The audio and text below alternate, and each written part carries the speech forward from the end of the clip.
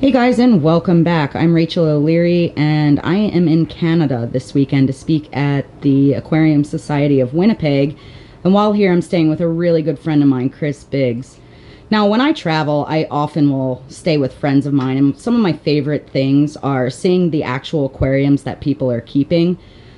When I go to events, you see all these fancy displays and aquascaping competitions, but the reality is most of those aquariums are not actually that great for keeping long term because they take so much work.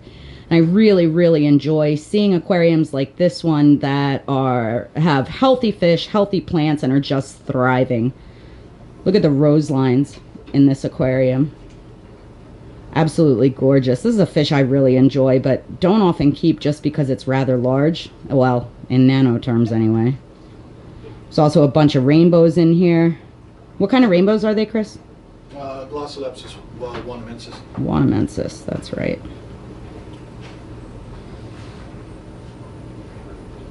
That's the ignored tank. The ignored tank.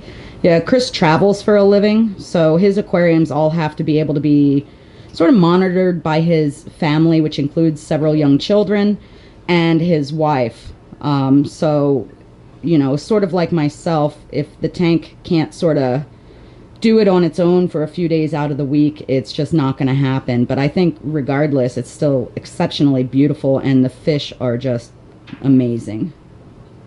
When I last visited Chris Biggs, he had a massive fish room, but has recently gotten married, moved, and had another baby, and they bought a farm, and right now his fish room's very much in transition. He's best known for breeding really difficult fish. He's has his Master Horticulture Award, his Master Breeders Award, but what I really enjoy about his fish room is all the neat stuff he has. Because he lives in Canada, it's not always easy to bring fish from his travels, but he can always bring some sort of memento. Now these posters are actually for an organization called the Dead Fish Order, and every time they have a speaker out, they create these movie style posters, which I think are super awesome. In fact, I was out here to speak about 5 years ago, and there's one of mine, there's one of Chris. My husband made this sign for him.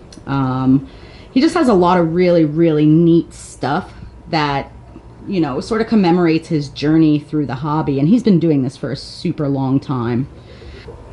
Chris has traveled all over the world collecting fish and exploring, and his collection of things really reflects that, as well as his dedication and love of the hobby and support of clubs. Like me, he travels all over the place lecturing to aquarists and sharing what he knows, and it's just been a really great time visiting and hanging out, and I hope you guys enjoy seeing just a little bit of what he's accumulated. In the upcoming months, he's going to be redoing this entire room to put back in another massive aquarium, as well as redoing the ones he has. So we're not going to take too close of a look because this fish room is not a reflection of who Chris is in the hobby.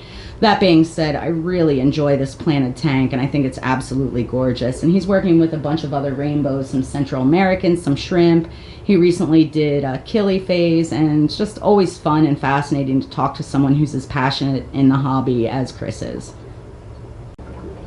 Despite traveling almost constantly, Chris still manages to have quite a few aquariums set up. I'm sure he's very eager to get the transition of his fish room going, but it's just a testament to how much he loves the hobby that he even has this many things going.